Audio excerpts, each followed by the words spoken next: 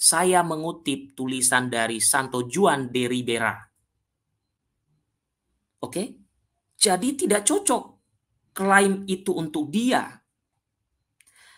Nah, ini adalah Yesus sendiri yang adalah Tuhan sendiri, yang adalah orang yang sama seperti Musa, dan Tuhan sendiri yang menjadi penasehat itu. Tidak ada yang lain. Jadi nubuat itu berbicara tentang Kristus, yang dari mulutnya ia menyampaikan firman Allah. Dan Kristus mengatakan dalam Injil Yohanes, barang siapa tidak mendengarkan aku, ia telah berada di bawah hukuman. Maka sebelum saya berikan kesempatan kepada yang bergabung, kita dengarkan lagi peneguhan berikut ini setelah saya jabarkan penjelasan dari Catholic Answer. Mari kita dengarkan. Tentunya ini sudah biasa, tapi ini juga penting untuk kita dengarkan. Mari kita simak baik-baik. Apa yang mau dikatakan di dalam Ulangan pasal 18 ayat 15 ini adalah nubuat akan hadirnya juru selamat sang Mesias yang disebut sang nabi atau nabi itu. Sehingga seringkali dalam perjumpaan Yesus dengan orang-orang Yahudi, dia sering ditanya, adakah engkau nabi yang akan datang itu? Apakah engkau adalah nabi itu? Bahasa Ibrani. Ataukah kami harus menunggu yang lain? Yohanes pernah bertanya kepada murid Yesus, tanyakanlah kepadanya, apakah dia nabi itu? Atau kami harus menunggu yang lain? Jadi di dalam pengharapan orang Yahudi, Mesias yang akan datang itu akan disebut Musa baru. Musa yang kedua setelah Musa yang pertama. Karena dalam bagian ayat ini dikatakan, seorang nabi di tengah-tengahmu dari antara saudaramu yang seperti engkau. Seperti engkau di sini adalah seperti Musa. Pertama-tama, di kalangan non-Kristen ayat ini sering dipahami bukan untuk Yesus, tetapi untuk kehadiran nabi yang lain, yaitu umat agama lain. Dalam hal ini adalah Islam. Katanya beberapa tafsiran Muslim itu adalah untuk Nabi Muhammad. Tanpa mengurangi penghormatan saya terhadap sohib-sohib Muslim saya, sahabat-sahabat Islam saya katakan ayat ini tidak ada hubungannya dengan Muhammad. Ayat ini justru menunjuk kehadiran Yesus Kristus sendiri. Seorang nabi di tengah-tengahmu, di antara saudaramu. Artinya seorang nabi di tengah-tengahmu siapa? Di tengah-tengah Bani Israel. Di tengah-tengah Bani Israel berarti bukan di luar Bani Israel.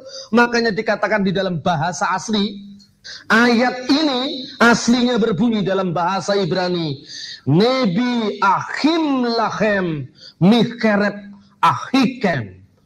Nebi Achim Lachem, seorang nabi di tengah-tengahmu, Mikereb Ahikem, di antara Ahihem, di antara saudara-saudara kalian semua. Jadi konteksnya adalah Nebi Achim Lachem, seorang nabi di tengah-tengah Bani Israel, di antara saudara-saudaramu, Mikereb Ahikem. Saudara-saudaramu itu siapa? Harus dikembalikan pada ayat 8, ayat 1 pasal yang sama. Imam-imam orang Lewi, seluruh suku Lewi. Kalau gitu, ini ditujukan di tengah-tengah Bani Israel, di antara saudara-saudara Lewi. Nah, Israel itu jumlahnya 12. Ada Isakar, ada Naftali, ada Zebulon, ada Yehuda, ada Lewi.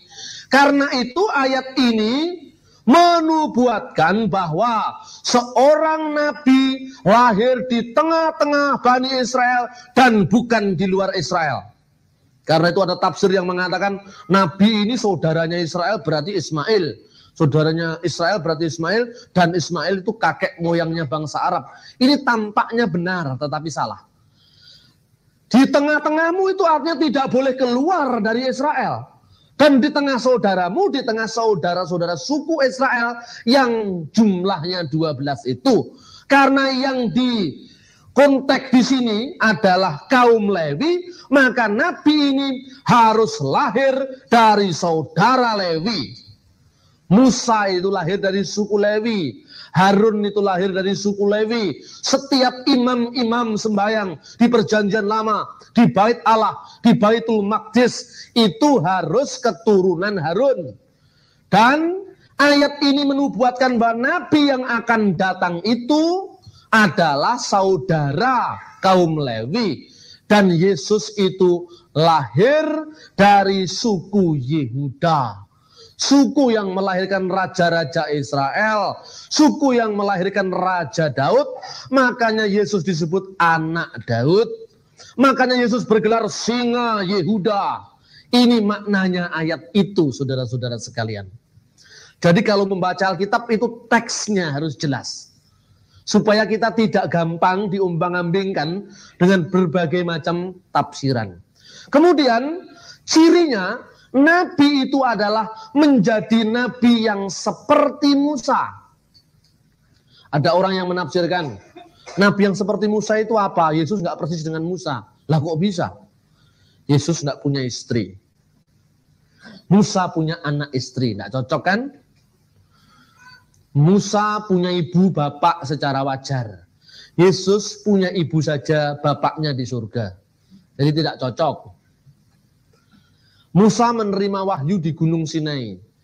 Yesus katanya menerima wahyu, bukan menerima wahyu oleh orang Kristen, tapi wahyu itu sendiri tidak cocok. Karena itu nabi ini harus bukan Yesus. Tetapi kalau di sana dikatakan bahwa kesamaan kemiripan itu hanya sekedar sama-sama nikah, Pak David juga nikah, Pak Pendeta juga nikah. Ya kebanyakan dari yang hadir di sini juga menikah. Berarti bukan kesamaan khusus, itu kesamaan umum. Lalu setiap orang yang punya bapak ibu secara wajar, setiap orang punya bapak ibu secara wajar. Kenarok juga. Jadi semua juga wajar. Jadi ini bukan kesamaan khusus. Kalau saya katakan inilah seorang yang kita harapkan untuk menggantikan presiden kita. Orang cari-cari siapa ya? Habibie bukan, karena ketika Habibie Timur-Timur lepas, siapa kira-kira presiden yang mirip Bung Karno ini misalnya ini, yang punya wawasan kebangsaan, yang toleran terhadap yang lain, yang bisa memberi tempat kepada kehadiran yang lain, ternyata Gus Dur misalnya ini. Gus Dur itu memiliki jiwa nasional yang sama dengan Bung Karno. Jadi kesamaannya harus ada seorang presiden yang memiliki jiwa nasionalis yang tinggi. Kira-kira sama dengan Bung Karno. Tapi ada seorang presiden yang sama-sama punya istri banyak. Gus Dur tidak cocok karena istrinya hanya satu. Bu Nuri misalnya. Jadi harus ada kesamaan khusus. Kesamaan khusus yang menunjukkan bahwa dia nabi dengan misi yang khusus, yaitu misi pembebasan. Dengan nabi misi yang khusus, yaitu misi eksodus, misi pelepasan, misi keluaran. Siapakah nabi yang memiliki misi pengeluaran? Misi keluaran, misi eksodus. Musa adalah nabi eksodus. Melalui Musa dan Harun, bangsa Israel keluar dari bumi perhambaan, dari Mesir, di bawah penjajahan perbudakan Fir'aun, dan menuju ke tanah terjanji. Nabi ini harus melaksanakan misi pembebasan yang sama. Musa dengan pembebasan itu, dia harus menghadapi Fir'aun. Bahasa Arabnya Fir'aun alaihi laknat. Kalau nabi-nabi itu, ya Isa alaihi salam, Adam alaihi salam, salam kepadanya, sejahtera kepadanya. Kalau Fir'aun alaihi laknat, iblis mbahnya alaihi laknat. Itu kira-kira. Nah, Fir'aun ini menjajah orang Israel. Tegar tengkuk, dia keras, kafir. Oke, saya ambil cuplikan tadi, Bapak Ibu. Kemudian saya jawab yang diberikan di live chat mengenai klaim tentang Parakletos sebelum saya berikan kepada Saudara Ignatius. Kalau memang kalian memaksakan bahwa Nabi yang muncul abad ke-6 itu adalah Parakletos, maka yang komen di sini tadi harus Anda terima kenyataan yang saya berikan ini. Mari kita baca. Oke. Ya.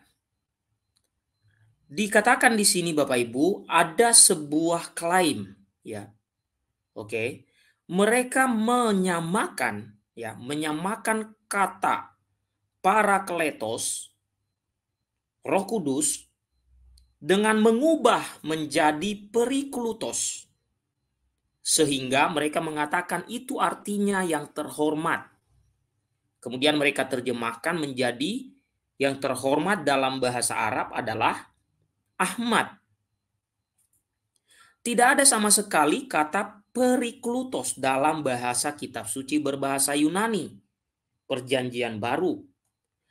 Hal ini menunjukkan bahwa si penulis tidak tahu mengenai bahasa Yunani yang sama sekali tidak serumpun dengan bahasa Arab. Sehingga ia mengarang bebas sampai bablas. Kalau mereka memaksakan bahwa itu di dalam Injil Yohanes, itu adalah yang diutus pada abad ke-6.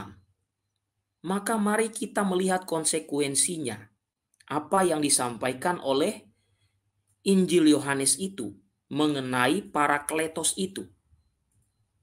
Yang pertama, dikatakan bahwa Parakletos menyertai para murid selama-lamanya.